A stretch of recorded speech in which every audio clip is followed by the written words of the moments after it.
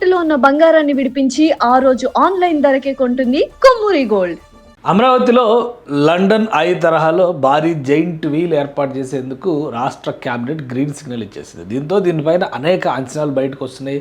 Already 2017-18లోనే దీనికి ప్రణాళిక జరిగినప్పటికీ కూడా అమలుకు నోచుకోలేదు. ఇప్పుడు శరవేగంగా పనులు ముందుకు తీసుకెళ్లే దిశగా రాష్ట్ర ప్రభుత్వం కసరత్తు చేసింది. అందుకనే నిన్న జరిగినటువంటి క్యాబినెట్ మీటింగ్లో తీసుకున్న కొన్ని కీలక నిర్ణయాల్లో అమరావతి ఐ అంటే లండన్ ఐ, దుబాయ్ ఐ తరహాలో అమరావతి ఐ అని భారీ జైంట్ వీల్ని ఏర్పాటు చేసేటువంటి ప్రాజెక్ట్కి రాష్ట్ర ప్రభుత్వం క్లియరెన్స్ ఇచ్చేసింది. సో ప్రొసీజరల్గా అంటే అడ్మినిస్ట్రేటివ్ ప్రొసీజర్స్కి అప్రూవల్ ఇచ్చింది. నెక్స్ట్ జరగాల్సింది ఏంటంటే ప్రాపర్గా దానికి ఎస్టిమేట్స్ కానీ, డిపిఆర్ కానీ, ఆర్ఎఫ్పి కానీ రెడీ చేసి బడ్జెట్ ఎంత అవుతుంది, ఏ కంపెనీని సెలెక్ట్, ఈ ప్రొసీజర్ అంతా జరగడానికి దగ్గర మళ్ళీ ఒక 6 నెలల నుంచి 9 నెలల సమయం పట్టేటువంటి అవకాశం ఉంటుంది.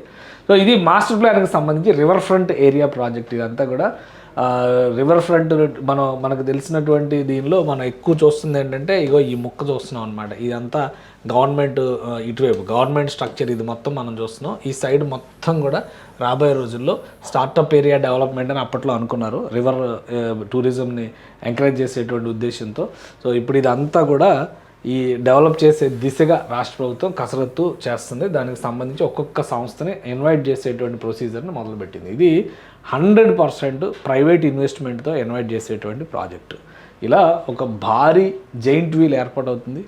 360 డిగ్రీస్లో అమరావతి దాని చుట్టుపక్కల ఉన్నటువంటి ప్రదేశాలు అన్నింటినీ వీక్షించేటువంటి సదుపాయం కలుగుతుంది.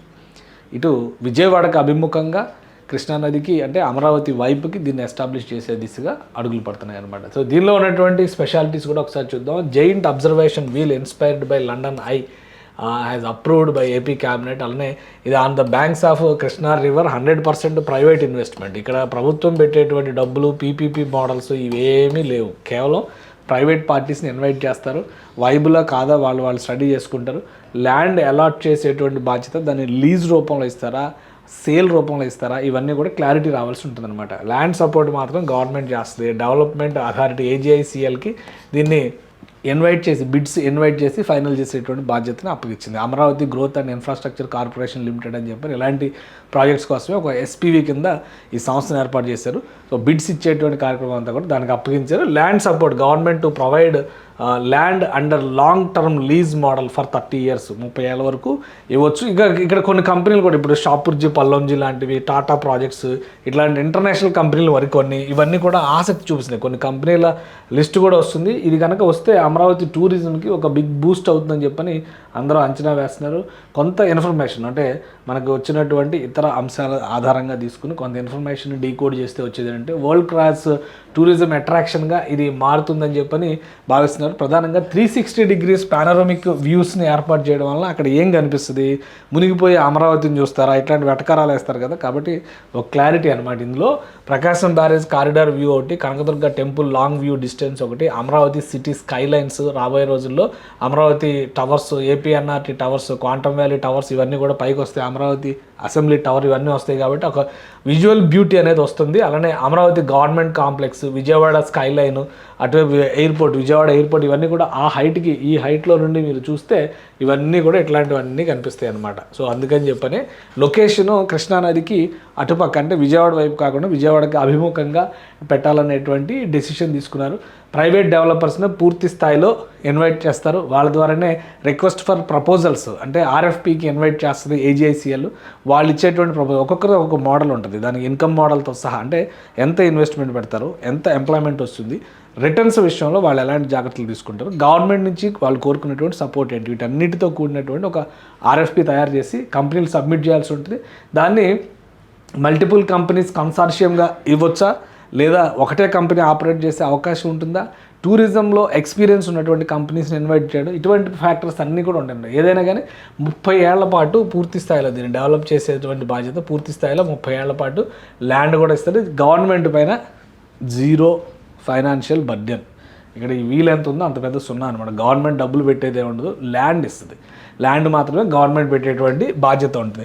సో అమరావతిలో ఇది ఒక అట్రాక్టివ్ ప్లేస్ అవుతుంది. మొత్తం వర్క్ చేసి డెవలప్ చేసి దాన్ని చేయడానికి 2 years నుంచి 3 years వరకు టైం పట్టొచ్చు.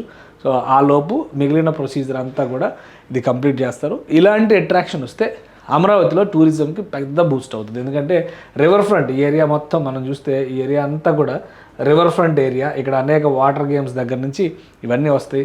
అమరావతికి సంబంధించి వెస్ట్ బైపాస్, ఈస్ట్ బైపాస్, ఇవి రోడ్లన్నీ కనిపిస్తాయి. ఆ పై నుంచి చూసినప్పుడు మొత్తం అంతా కూడా విజువల్ బ్యూటీ ఖచ్చితంగా ఉంటుంది. ఎందుకంటే చుట్టుపక్కల అన్ని కొండలు, తూర్పు కనుమలు వెళ్ళేటువంటి మార్గం ఇది.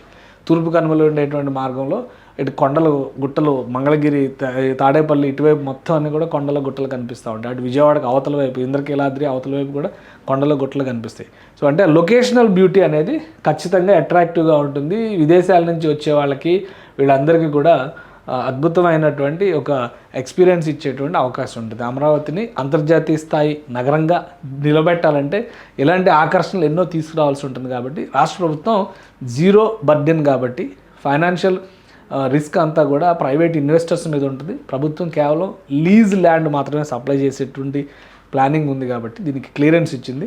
మోస్ట్లీ ఒక 5-6 నెలల్లో దీనికి సంబంధించినటువంటి ప్రీ ప్రొసీజర్ వర్క్స్ అన్నీ కూడా కంప్లీట్ అయ్యేటువంటి అవకాశం ఉండొచ్చు. ఒకవేళ అమరావతిలో కనుక రాబోయేటువంటి 2-3 ఏళ్లలో ఈ బిల్డింగ్స్ కన్స్ట్రక్ట్ అయ్యే నాటికి ఈ ప్రాజెక్ట్ కూడా రెడీ అయితే ఖచ్చితంగా ఇదొక అద్భుతమైనటువంటి అట్రాక్షన్ అవుతుంది తెలుగు రాష్ట్రాల్లో. ఎందుకంటే ఈ మార్గాల్లో ఎక్కడా కూడా లేదు, దక్షిణాది రాష్ట్రాల్లో కూడా ఎక్కడా లేదు అంత పెద్దది. సో లండన్ ఐ తరహాలో, దుబాయ్ ఐ తరహాలో, సింగపూర్లో కూడా ఇలాంటిది. సింగపూర్ ఐ తరహాలో అమరావతి ఐ ప్రతి ఒక్కరిని కూడా ఆకర్షించే అవకాశం ఉంటుంది.